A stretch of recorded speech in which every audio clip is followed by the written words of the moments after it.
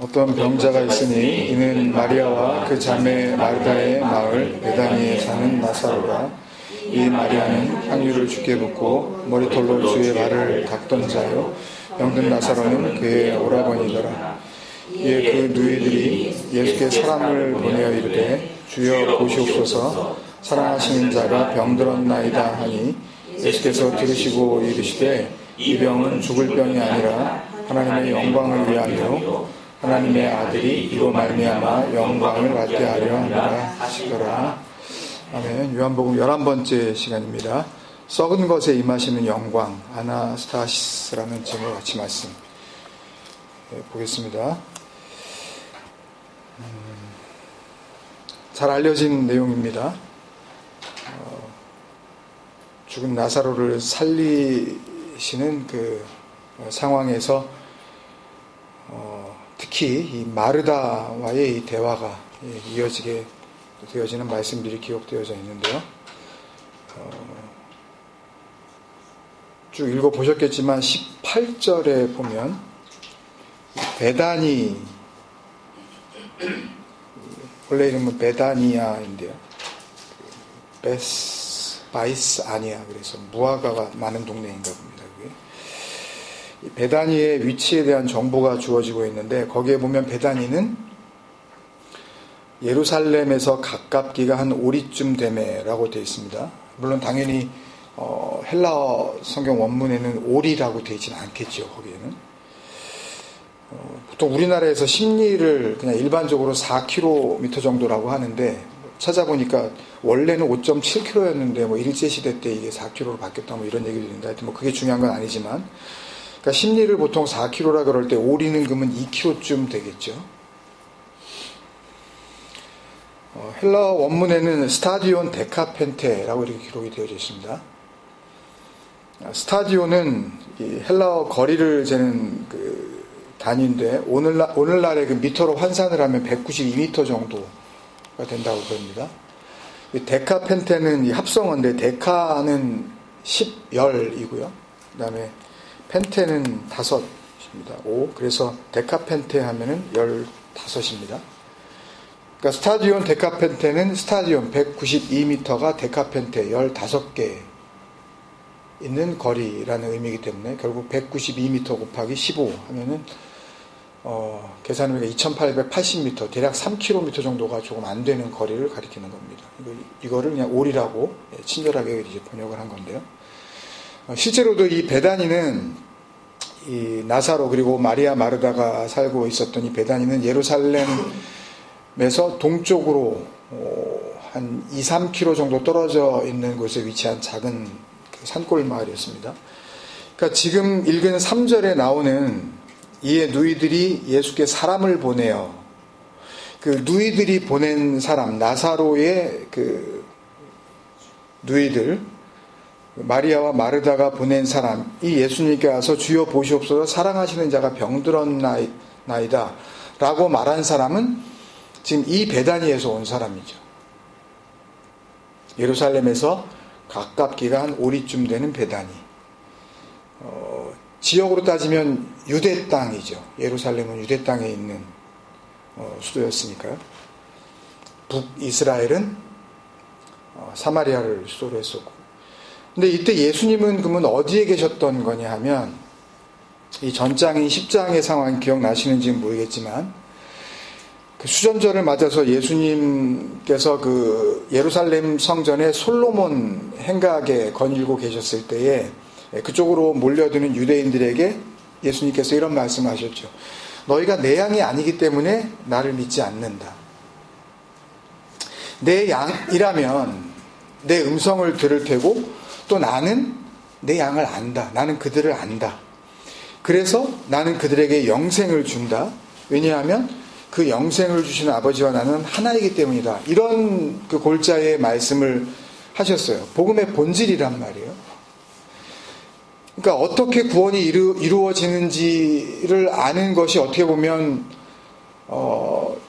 하나님의 목표이고 또 오늘날 교회에서 그 전하고 싶은 궁극적인 목적이잖아요. 어떻게 구원을 받느냐 다 나와 있잖아요. 거기에 내 양은 내 음성을 듣고 나는 그들을 안다. 내가 아는 그들에게 나는 영생을 준다. 왜냐하면 나는 그 영생을 주시는 아버지와 하나이기 때문이다. 같은 생명, 같은 능력, 같은 가치, 같은 존재로서의 그 의미를 말씀하신 거니까. 복음인데 이 이야기를 들은 유대인들이 돌을 들어서 치려고 했죠. 예수님을 붙잡으려고 했어요. 네가 사람이면서 자칭 하나님이라고 하느냐? 이건 정말 엄청난 신성모독이다.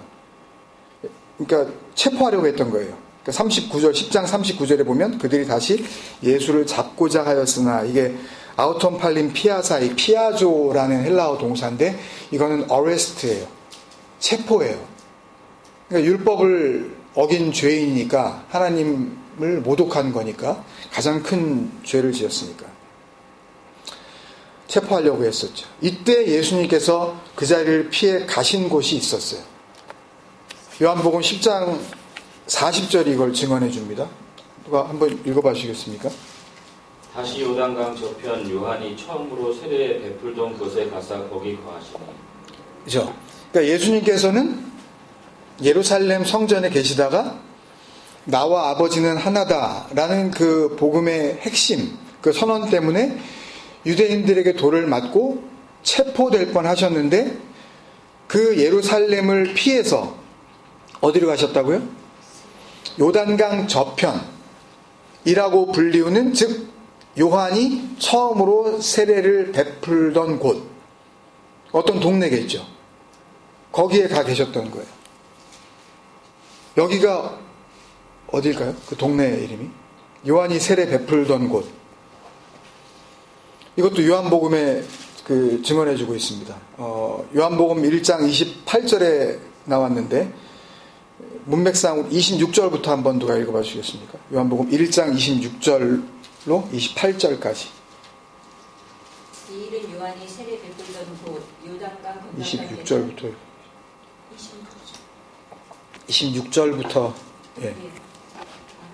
요한이 대답하되 나는 물로 세례를 베풀거니와 너희 가운데 너희가 알지 못하는 한 사람이 섰으니 곧 내 뒤에 오시는 그이라.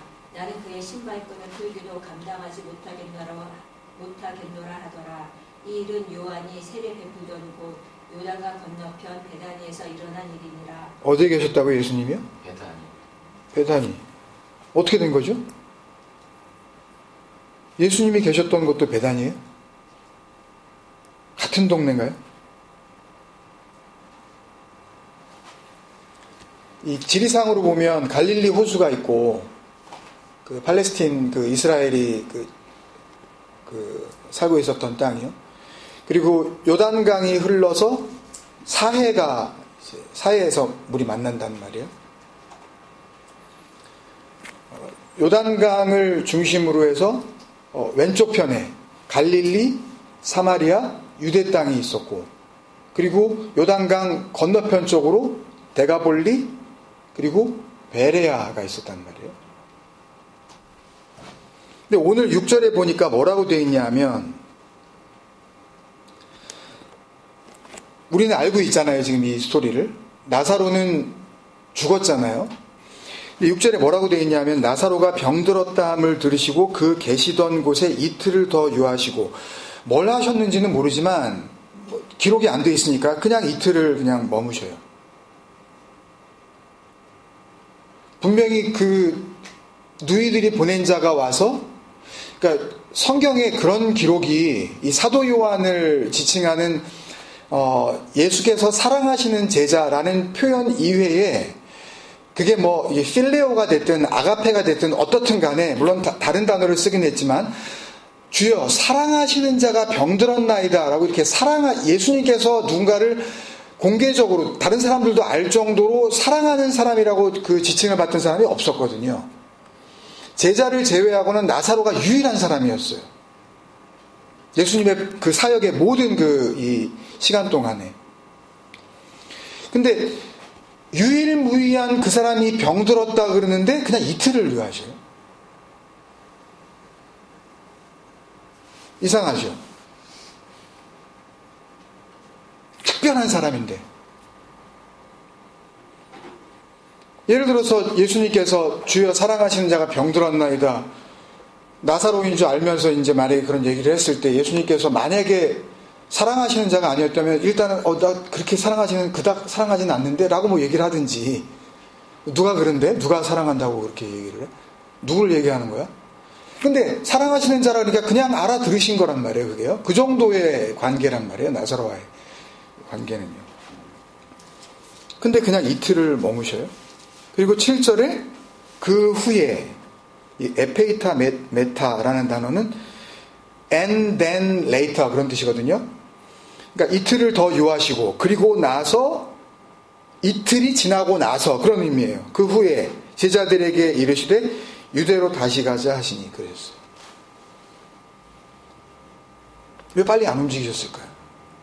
사랑하시는 자가 지금 와서 지금 이렇게 소식을 전할 정도로 뭔가 굉장히 위급한 상황인 게 분명한데.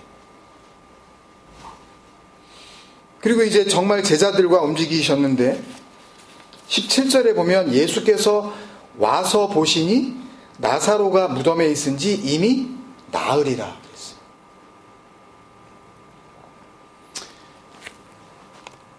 헬라어 원문에 보면 테사라스라는 단어가 나와 있는데 테사라스라는 단어는 넷이에요. 아까 5이 펜테였잖아요. 6이 헥스고 7이 헵타고 뭐 이렇게 나가는데 어쨌든 테사라스는 넷이에요. 유대인은 당일날 장례를 지냈어요. 신명기 21장 23절에 보면 22절에 보면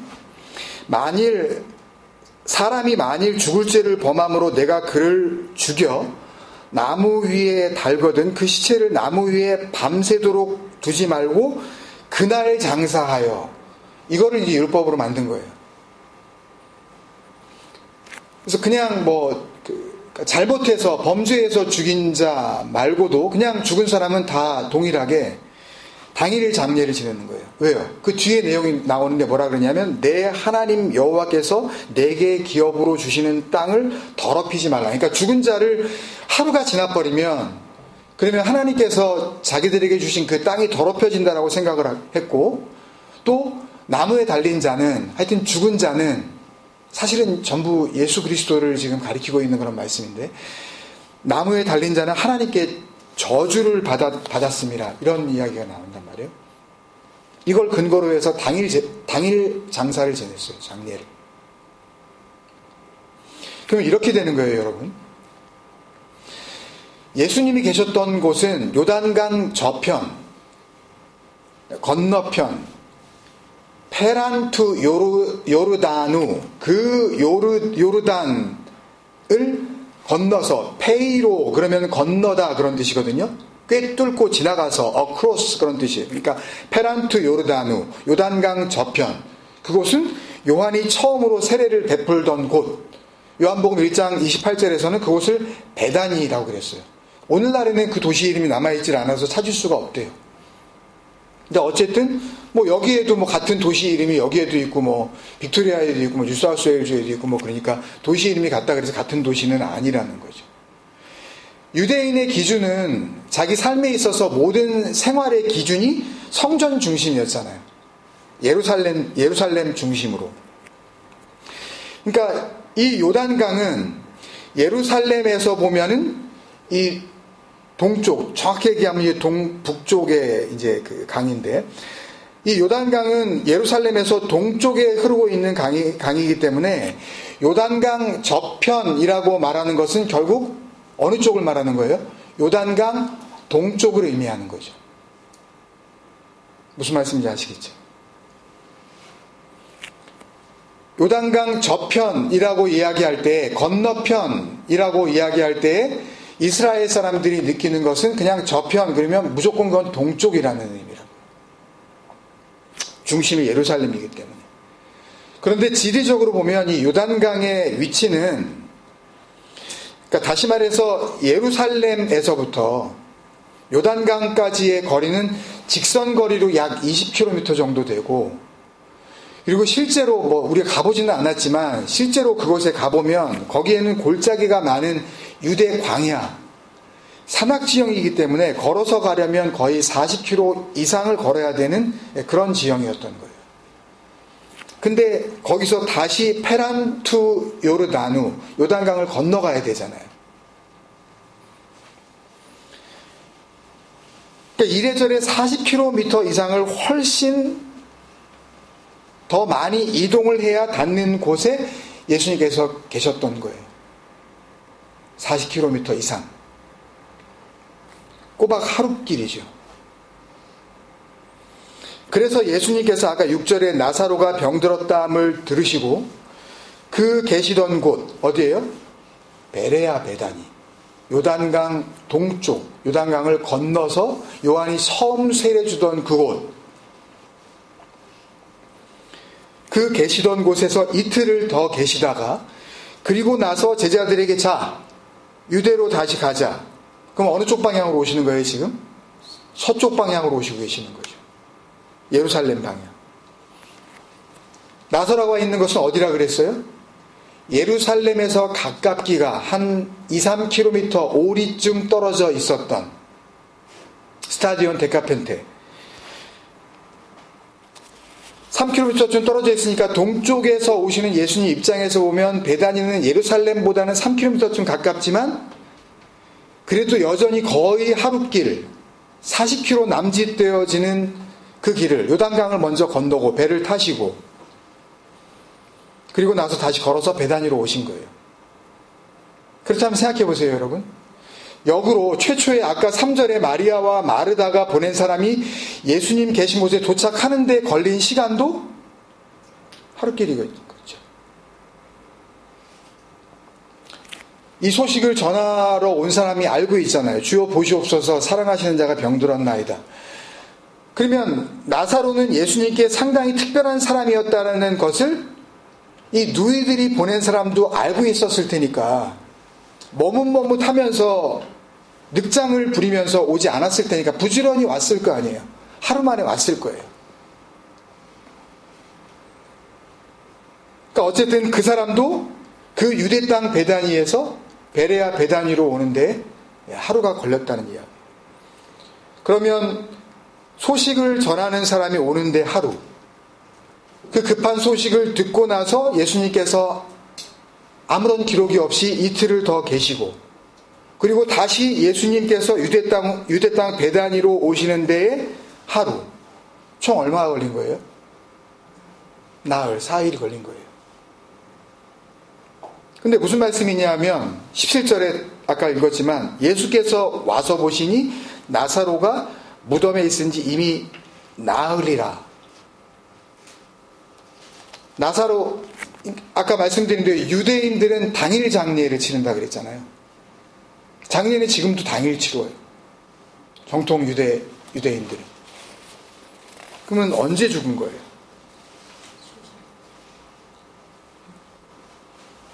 그 소식을 들은 날, 소식 전하는 사람은 죽지 않은 상태에서 출발을 했던 게 분명해요. 그러니까 주여 보시옵소서 사랑하시는 자가 죽었나이다 하지 않고 사랑하시는 자가 병들었나이다 그랬거든요. 그러니까 이 소식을 전하는 사람이 유대 땅 베다니를 출발할 때만 해도 그 누이들이 빨리 가세요 예수님께. 나사로가 지금 위독하게 됐어요. 그때만 하더라도 나사로는 굉장히 위독하긴 했겠지만 어쨌든 이미 사망한 건 아니었던 게 분명한 거예요. 거짓말을 할 리가 없으니까. 뭐 죽은 사람 와가지고 어떻게 하겠어요. 그런데 17절에 예수님께서 나사로가 살던 마을로 오셨을 때에 나사로가 무덤에 있은 지 이미 4일째다. 나흘이라는 이야기는 소식을 전하는 사람이 출발할 때까지만 해도 나사로는 살아 있었던 건데 출발하고 나서 얼마 지나지 않아 그 같은 날 나사로가 사망을 했고 당일 장례를 치러야 했기에 쫓아가서 나사로 죽었으니까 다시 돌아오라 그래봤자 또 하루가 걸리잖아요. 장례를 치르는 게 중요한 거니까. 그날 죽었다는 사실을 알려주는 증거인 거죠. 그리고 그 소식을 전하러 온 사람이 그 사람이 예수님을 만났을 때 그 사람은 몰랐겠지만 더 이상 나사로는 병든 나사로가 아니라 죽은 나사로였다는 사실도 확인이 되는 겁니다. 그래서 예수님께서 그 소식을 듣자마자, 병들었다는 소식을 듣자마자 바로 그날 움직이셨다 하더라도 이미 나사로는 죽어서 무덤에 들어가 있는 상태였어요. 왜? 하루길이 걸리니까요, 꼬박. 나사로의 육체적 죽음 자체를 막을 수는 없었다는 결론에 도달할 수가 있게 되는 겁니다. 그런데 예수님께서 사랑하는 나사로가 정말 많이 아프다는 소식을 들으시고도 이틀이나 그냥 계셨다는 것은 늦장을 부리다가 나사로를 죽게 만든 게 아닌 거죠. 그죠? 소식을 듣자마자 바로 가셨으면 나사로를 살리실 수도 있었는데 이틀을 그냥 보내시는 바람에 살리실 수도 있었던 사람 죽게 내버려 두신 게 아니라는 겁니다. 그러니까 예수님께서 베레아 땅 베다니에서 병든 나사로의 소식을 듣고도 그냥 이틀을 유하셨다는 것은, 그 이틀의 시간은 나사로의 죽음과는 사실 아무런 상관도 없는 시간이었다라는 것을 알 수가 있어요. 그러면 이틀을 더 유하시면서 예수님은 뭘 기다리신 걸까요? 예? 나사로가 죽기를 기다리신 게 아닌 게 분명하다면 뭘 기다리신 거예요? 한번 읽어보셨을 거 아니에요, 그 전에. 썩기를 기다리신 거죠. 39절, 40절 한번 읽어보십시오. 누가 한번 읽어봐 주세요. 39절, 40절. 예수께서 이르시되 돌을 옮겨 넣으라 하시니 그 죽은 자의 능히 마르다가 이르되 주여 죽은 지가 나흘이 되었음에 벌써 냄새가 나나이다. 예수께서 이르시되 내 말이 내가 믿으면 하나님의 영광을 보리라 하지 아니하였느냐 하시니. 네. 여기 죽은 지가 나흘이 되었음에 벌써 냄새가 나나이다 라고 했는데요.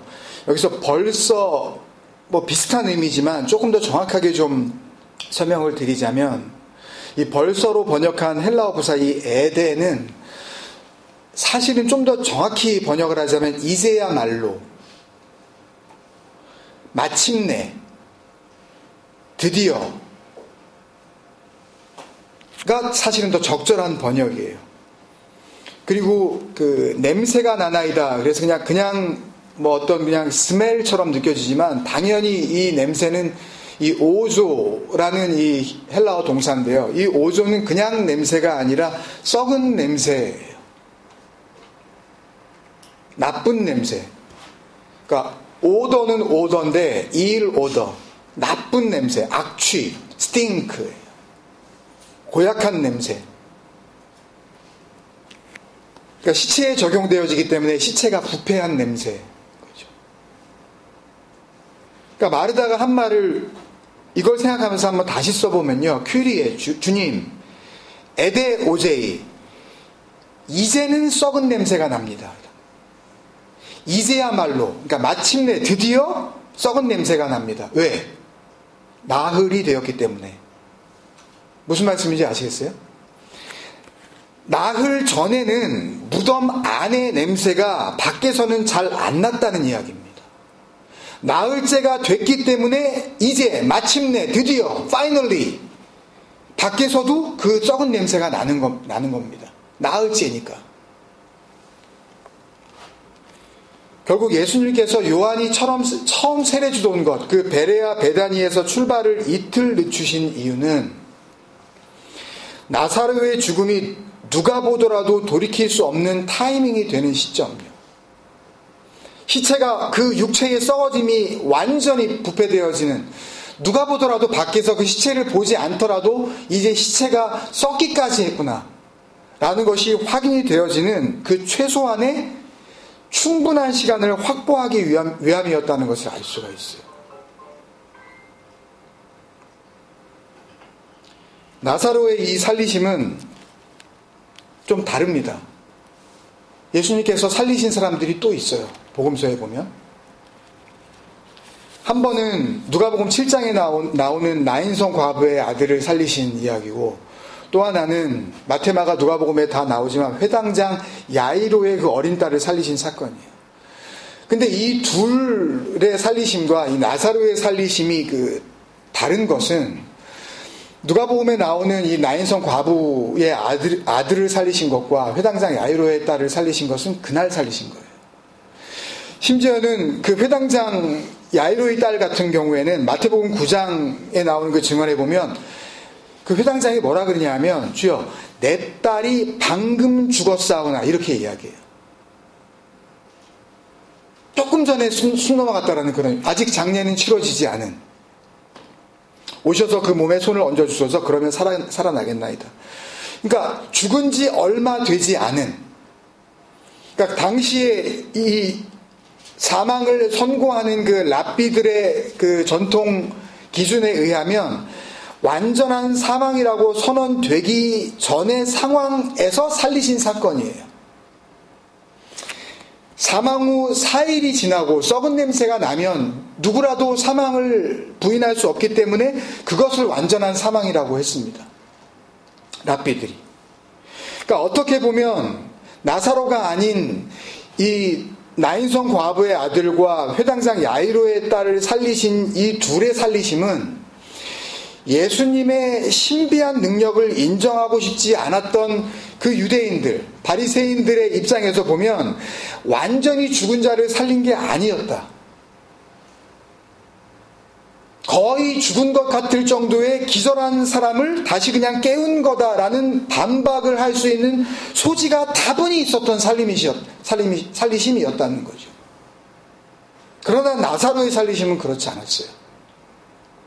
잠깐 기절했던 걸 살렸다 그러는 거 아니야라는 그 어떤 논쟁이나 의혹이나 반박도 있을 수 없는 살리심이었던 거죠. 장사 지낸 지 4일이 지났고 돌무덤 근처에만 가도 그 육체의 썩은 냄새가 진동을 하는, 한마디로 살아날 소망이 완전히 끊어진 상태에서 다시 살려내신, 살 소망이 없는,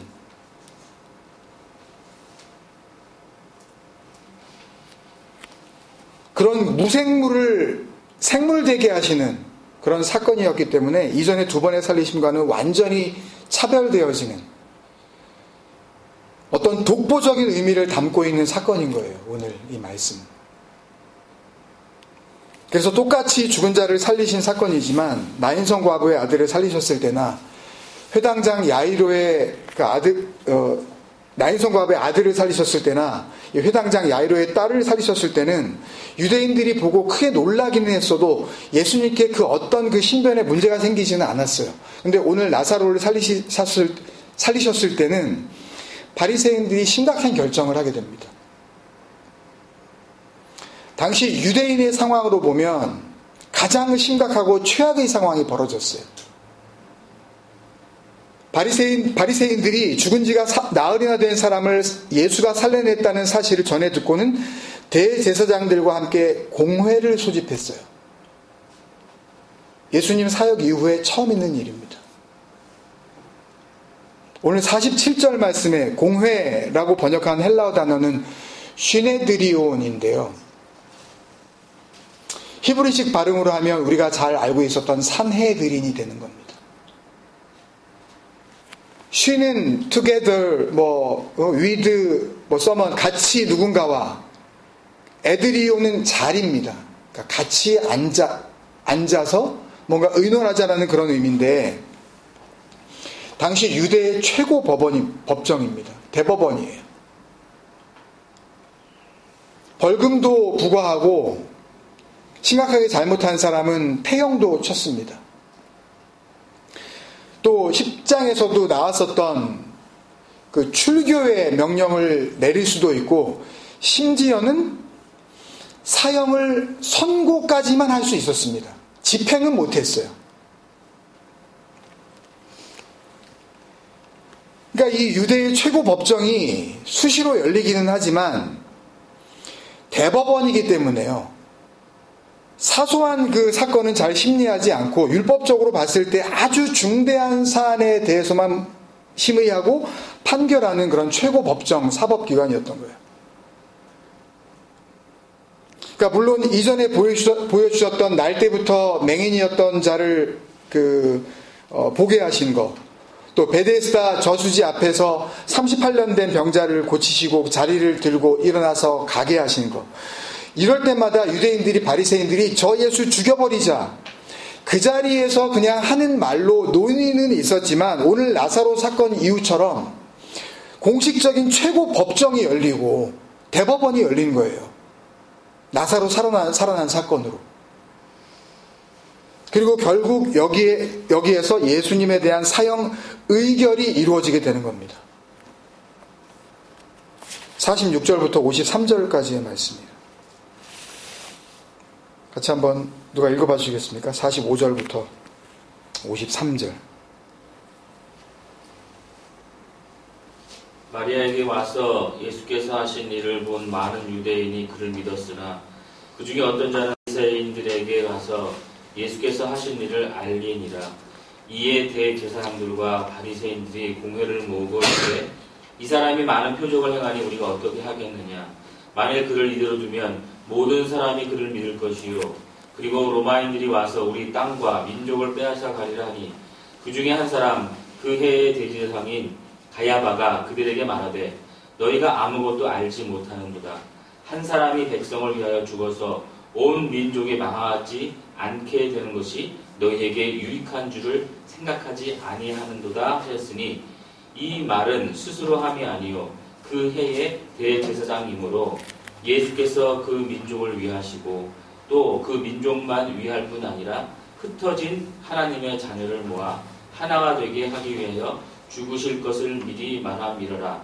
이날부터는 그들이 예수를 죽이려고 모의하니라. 네, 모의하니라. 이게 마치 모의하니라 이렇게 번역이 되어 있어서 이제 예수를 죽일까? 우리 한번 이렇게 의견을 모아보자. 이런 의미로 들릴 가능성이 다분히 있지만 이 블리우오라는 헬라어 단어는 깊이 생각하고 심사숙고해서 결정하다 그런 의미예요. 그러니까 결정, decision이거든요. determine이거든요. 결의거든요.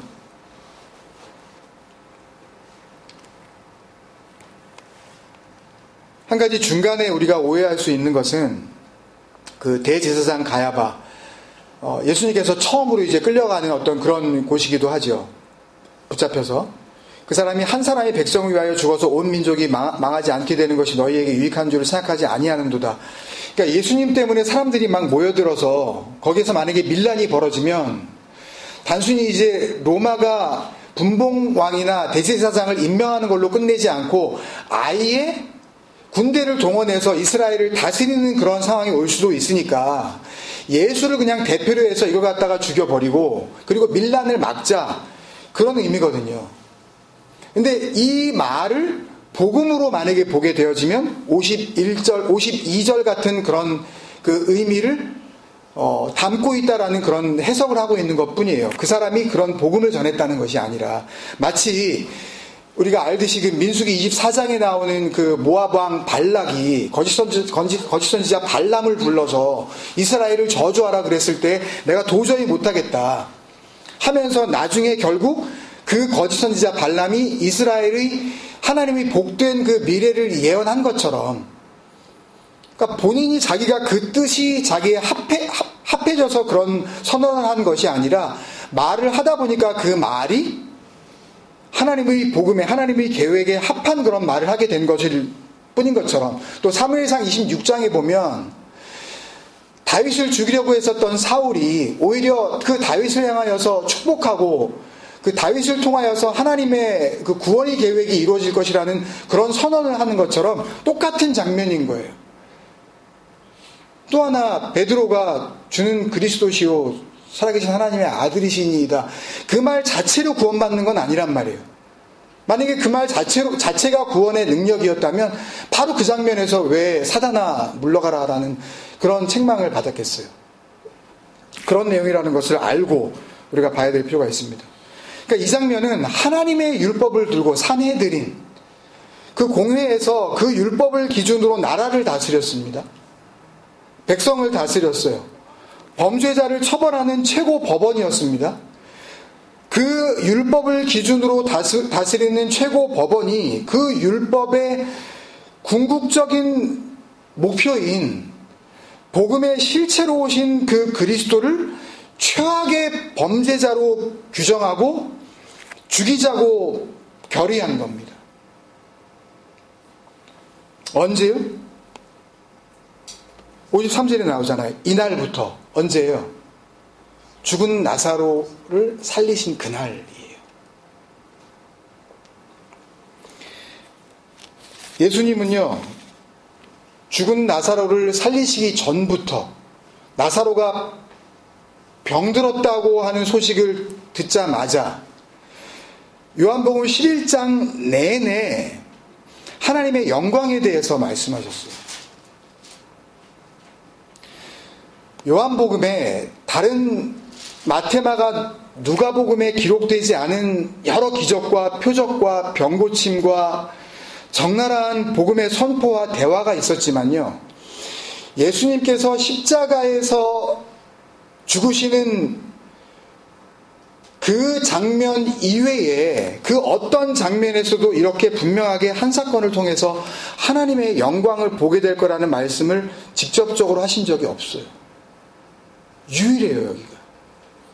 그만큼 이 나사로를 살리신 사건은 이전에 예수님이 하신 그 어떤 상황보다도, 어떤 말씀보다도 하나님의 영광의 실체가 분명하게 드러낸다는 사실을 알려주고 있는 거예요.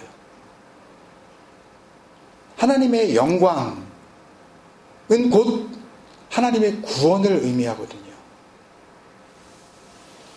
하나님의 영광이 그렇게 분명하게 드러나게 된다라는 말씀은 결국 요한복음 11장에서 복음을 만나지 못한다면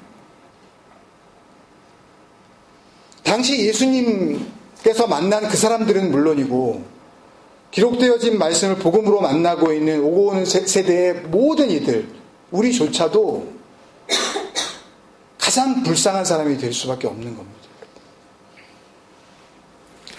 마리아 마르다가 보낸 사람이 와서 주여 사랑하시는 자가 병들었나이다.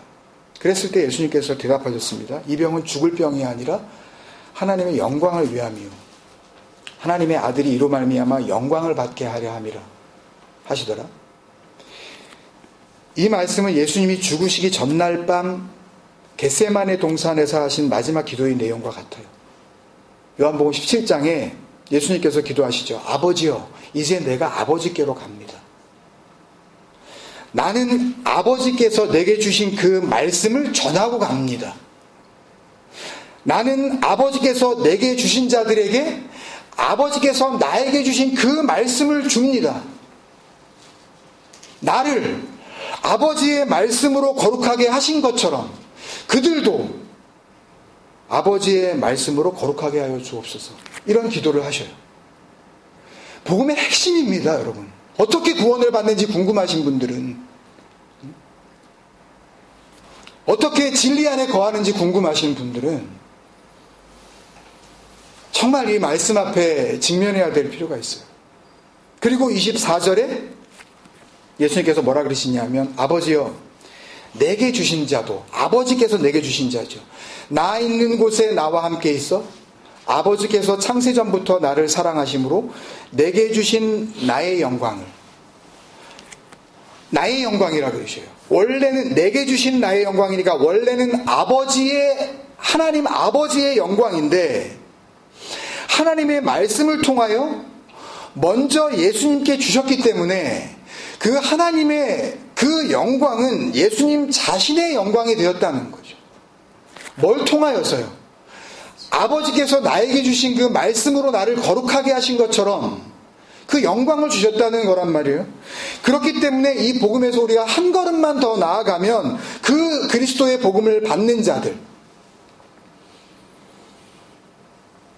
그들은 예수님으로 드러나는 그 하나님의 영광이 예수님께서 전해주시는, 예수님께서 전하시는 그 말씀을 통해 그 말씀을 받은 자들에게 더 이상 하나님의 영광도 아니고 예수에게 머무는 영광도 아니고 그들 자신에게 주는 영광으로 주어진다는 말씀인 거예요.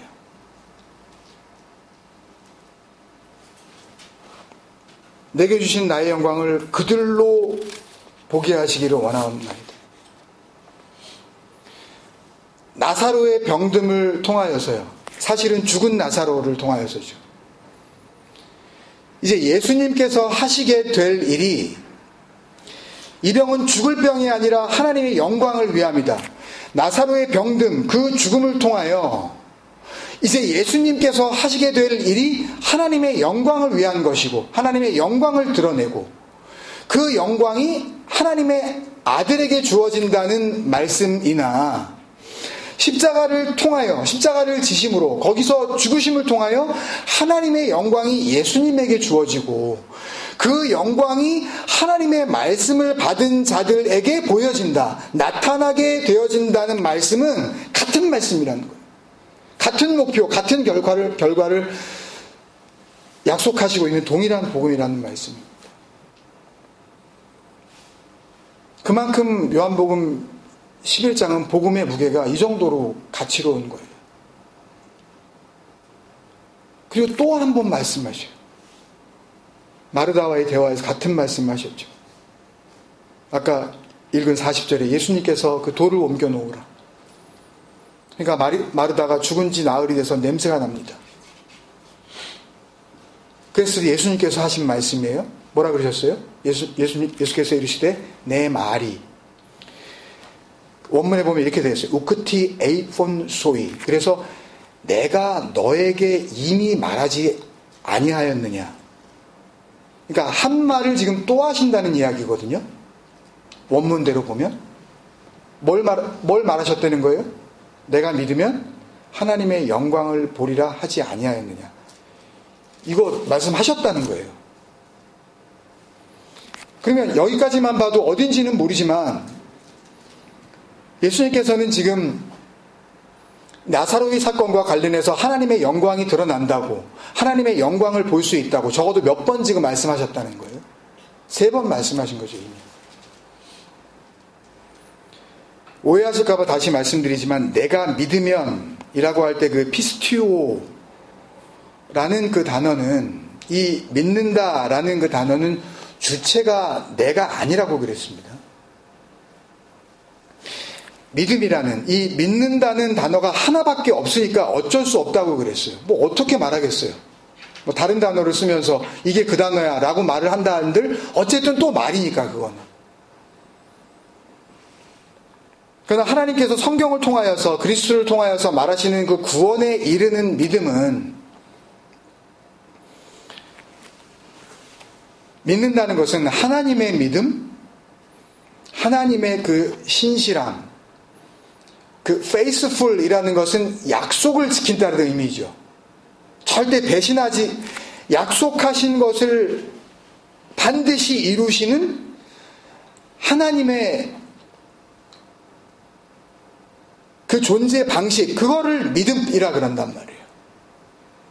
그 하나님의 은혜, 그것을 가리키는 단어지, 하나님은 보이지 않지만, 보이지 않는 하나님이지만 분명히 어디 하늘나라 어딘가에 살아있다는 것을 나는 믿습니다 라든지, 전에는 내가 그게 잘 안 믿어졌는데 내가 계속 말씀을 보고 뭐 이렇게 교회를 다니고 그러다 보니까 예수님께서 나의 죄를 위하여 죽으셨다는 것이 믿겨집니다.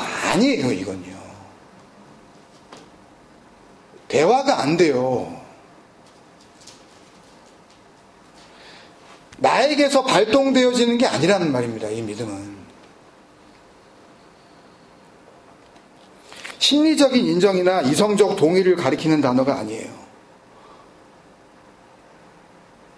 여기엔 반드시 그 복음이 복음되어질 수 있는 은혜가, 아까 장로님도 그런 기도하셨지만 그 은혜가 은혜로 역사할 수 있는 말씀 앞에 드러난 자신의 육체의 분명한 죽음이 선행되어야 되는 거예요. 이 믿음이라는 단어를 쓸 수 있다는 것은, 예수님께서 마르다에게 이 말을 미리 하셨다는 거예요. 내가 믿으면 하나님의 영광을 보리라 하지 않았느냐. 그래서 다시 한번 봤어요. 예수님께서 이런 말씀을 언제 앞에 하신 게 있나. 기록에 안 나와요. 예수님께서 마르다를 최초에 만났을 때 이런 말을 하셨다는 기록이 없더라고요. 제가 보기엔 그래요. 그런데 예수님은 하셨다는 거예요. 그 말을. 그러면 거짓말 하실 리도 없고 하셨겠죠. 예수님께서 베레아 베다니에서 하룻길을 걸어서 유대 땅 베다니까지 가까이 오셨을 때에 오늘 20절 말씀에 보면 마리아는 집에 앉아 있고 오라버니인 나사로의 죽음, 그 슬픔을 아직 그 마음에 그대로 아는 채 고통스러워하고 있었겠죠. 그래서 마리아도 예수님 만났을 때 주님이 여기 계셨더라면 우리 오라버니가 죽지 않았을 겁니다. 그런 이야기를 하는 걸 보면 알 수 있듯이요. 마리아는 집에 있고 마르다는 먼저 나와서 예수님을 맞이했다고 기록되어 있습니다. 그 장소가 어딘지 말씀에는 나와 있지 않지만 추측이 가능한 것은 요단강 동편 베레아 지방에서 예루살렘 쪽으로 오려면 반드시 거쳐야 하는 그 성이 여리고 성이에요. 요단강을 건너자마자. 그리고 유대 광야를 통과해서 그 광야를 지나서 나사로가 살고 있는 베다니로 들어오려면 예루살렘 가는 길과 베다니로 가는 길이 갈라지는 삼거리를 만나게 됩니다. 이 삼거리에 있는 그 작은 산골 마을 이름이 엔세메스예요. 그 여호수아 15장에 나오는 유다 지파와 베냐민 지파의 경계를 나눌 때 등장하는 작은 도시입니다. 엔세메스.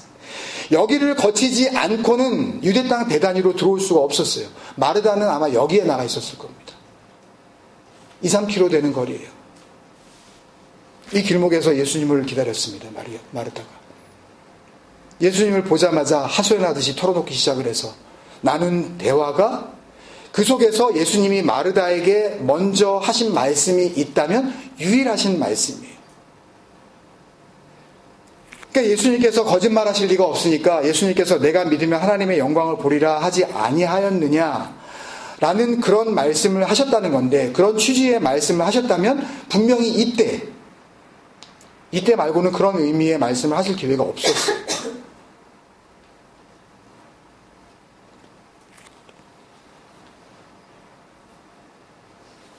그러면 마르다와 그 먼저 나누신 그 말씀을 한번 보겠습니다. 20절부터 26절까지인데 일단 24절까지 누가 읽어봐 주십시오. 20절부터. 마르다는 예수께서 오신다는 말을 듣고 곧 나가 맞이하되 마리아는 집에 앉았더라. 마르다가 예수께 여짜오되 주께서 여기 계셨더라면 내 오라버니가 죽지 아니하였겠나이다. 그러나 나는 이제라도 주께서 무엇이든지 하나님께 구하시는 것을 하나님이 주실 줄 아나이다. 예수께서 이르시되 내 오라비가 다시 살아나리라.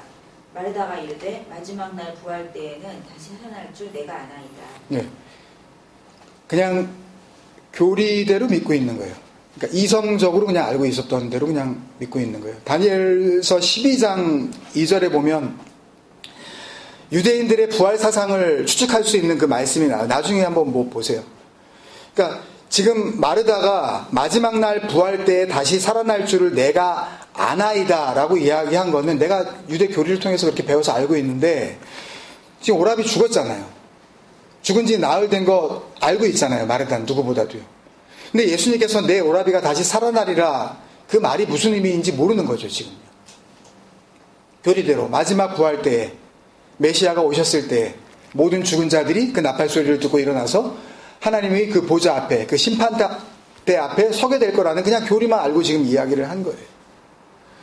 그리고 예수님께서 이제 말씀하십니다. 25절, 26절이 사실 요한복음 11장, 아니 어떻게 보면 요한복음 전체의 모든 것이에요. 가깝게는 나사로를 살리시는 그 기적이 가리키고 있는 내용이 뭔지 11장 전체의 결론이기도 하죠. 더 크게 보면 복음으로 봤을 때 지금껏 요한복음을 통하여서 예수님께서 하신 모든 사역, 모든 말씀을 통하여서 보여주시고 증거하시려고 하셨었던 그 하나님의 영광의 그 실체, 그리고 그 하나님의 영광이 임한 하나님의 영광을 받은 자들의 실존에 대한 하나님 관점의 선언을 지금 25절, 26절에서 하시려고 하는 거예요. 지금.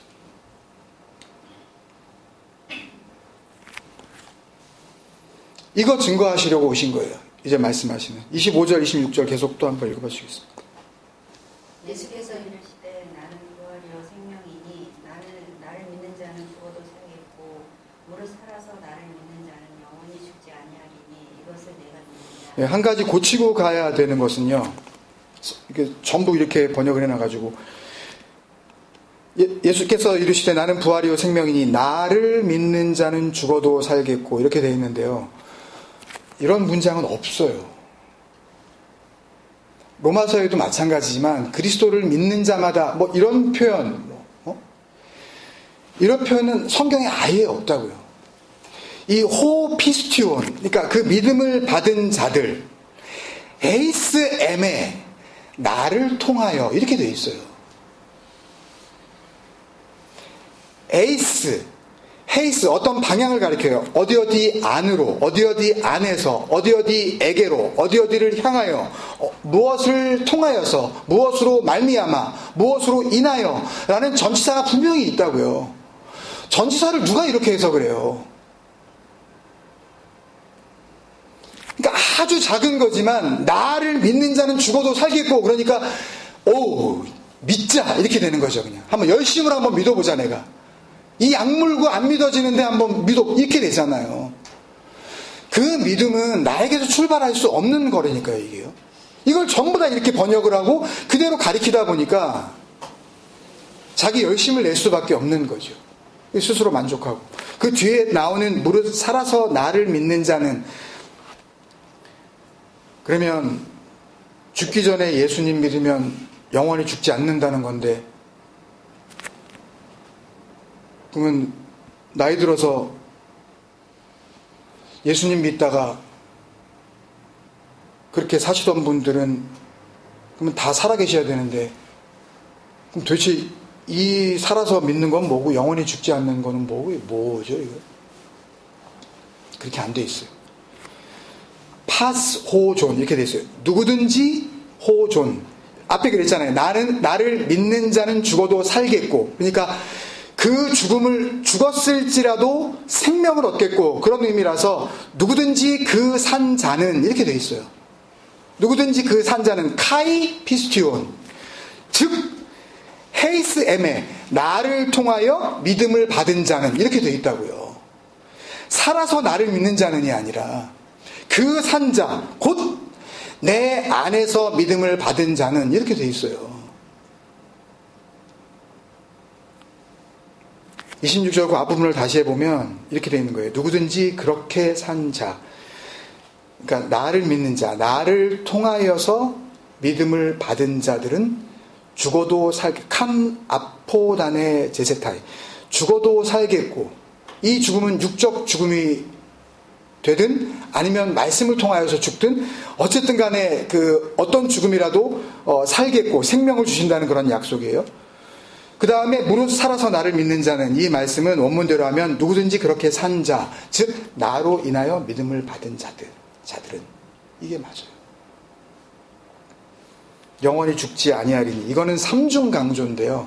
그러니까 단순히 그냥 영원히 이렇게 하여튼 한번 이렇게 믿음을 가지면 끝까지 산다 이런 의미가 아니라 그냥 결코 확실히 결단코 이걸 갖다가 계속 강조하는 거예요.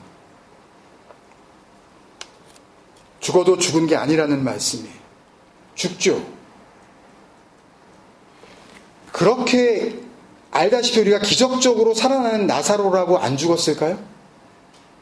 그런 놀라운 능력으로 살리심을 받은 나사로가 지금 2000살로 살고 있냐고요.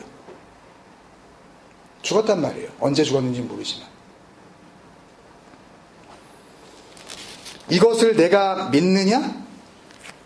그러면 다시 거꾸로 올라가면 이것을 내가 믿느냐? 이것을 내가 다시 믿으면 그러면 영원히 죽지 아니하겠고 죽어도 살겠고 그러면 나는 부활이요 생명이니 라는 예수님의 존재 상태와 그 존재 상태가 그 가치가 같아진다는 말씀이죠.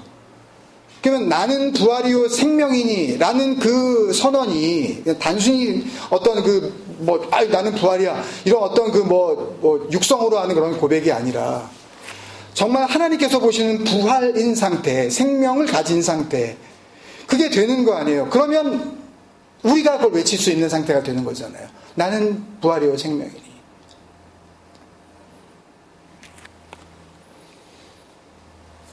근데 예수님의 그 부활의 상태와 생명의 상태는 모두 하나님에게로부터 온 것이기 때문에 아까 겟세마네 동산에서의 기도, 요한복음 17장 24절에서 말씀하신 것처럼 이것은 곧 예수님께 주신 뭐요? 하나님의 영광을 가리키는 거란 말이에요.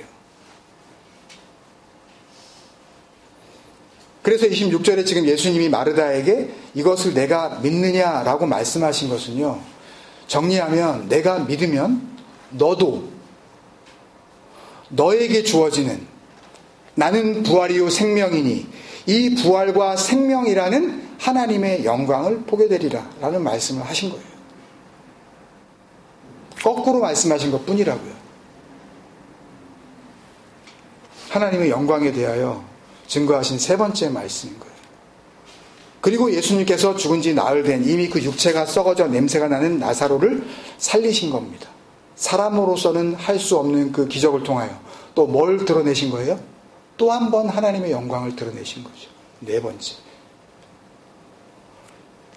이렇게 보면 예수님 오늘 나사로를 살리시는 과정 속에서 적어도 4번 이상 말씀과 또 눈으로 확인할 수 있는 기적을 통하여서 하나님의 영광을 보여주셨고, 바로 이때 이것을 통하여서 하나님이 주시는 생명으로서의 믿음을 받는 사람들은 그가 누구이든지 간에 예수님께서 26절에 말씀하신 것처럼 산자가 되어 죽어도 죽지 않는 부활과 생명의 영광을 얻게 된다는 말씀입니다. 그러니까 오늘 요한복음 11장은 지금까지의 요한복음의 그 어떤 상황보다도 하나님의 그 영광의 실체가, 영광의 본질이 한없이 드러나고 있는 상황이에요. 하나님의 영광이 뭡니까, 여러분? 이스라엘이 자나깨나 사모하는 구원의 능력입니다. 언약궤가 뺏기고 그것을 목숨을 걸고라도 찾아와야 되는 이유가 하나님의 영광 때문이었어요. 언약궤를 뺏기면 하나님의 영광이 떠나가고, 언약궤를 다시 찾아오면 그 언약궤 위에 하나님의 영광이 임하시고, 예루살렘 성전을 자기들의 생명처럼 그렇게 소중히 여기는 이유도 하나예요. 그 성전 안에 임하시는 하나님의 영광이 혹시라도 떠나갈까봐 율법을 아예 자기들의 생활법으로 만들어 놓고 지켰던 이유도 역시 하나예요. 나에게 임하시는 하나님의 영광이 거룩하지 못한 나에게서 떠나가실까봐.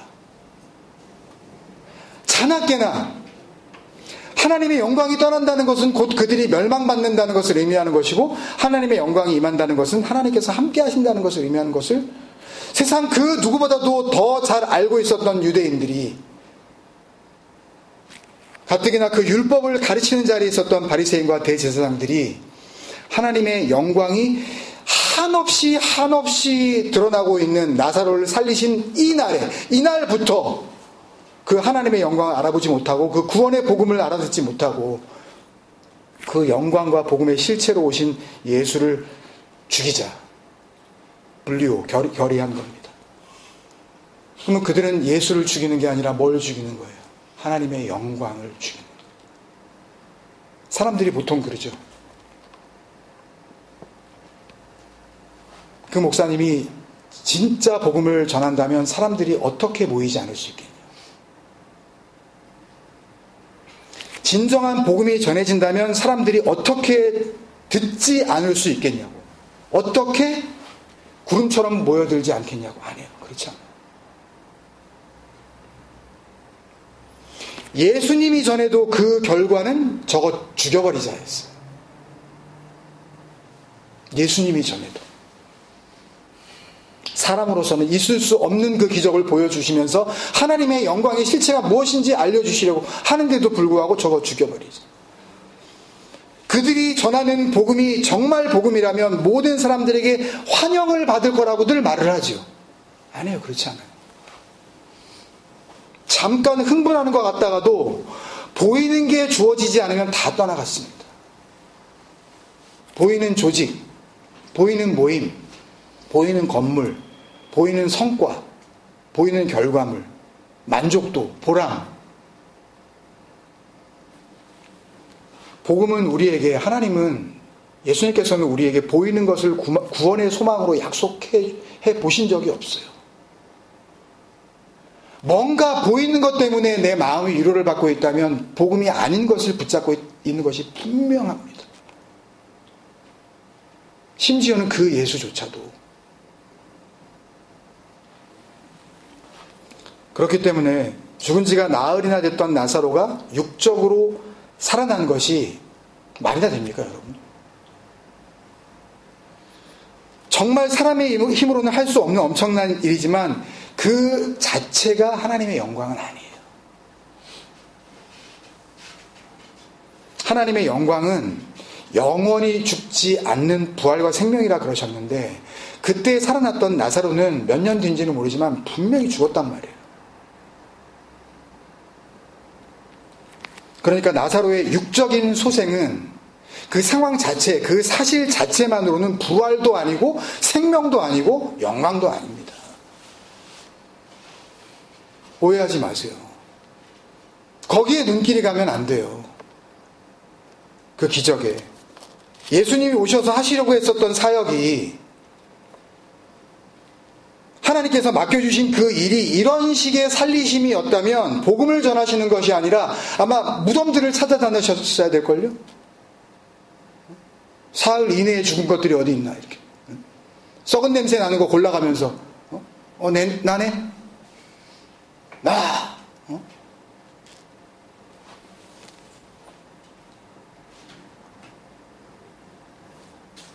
그런데 오늘 예수님께서 자기 자신이 부활이고 생명이라고 그러셨어요. 그런데 55절에 나오지만 이제 6월절이 가까워져 있습니다. 13장에 보면 예수님 자신이 6월절 전에 돌아가실 것을 알고 계셨다고 그랬어요. 며칠 안 남았어요. 예수님 자신도 이제 얼마 있지 않아서 육체의 죽음을 맞이하게 되지 않습니까? 그렇다면 나사로의 살아남도 부활이 아니고 예수의 그 육체도 부활의 실체는 아닌 겁니다. 그러면 뭐가 부활이고 뭐가 생명입니까?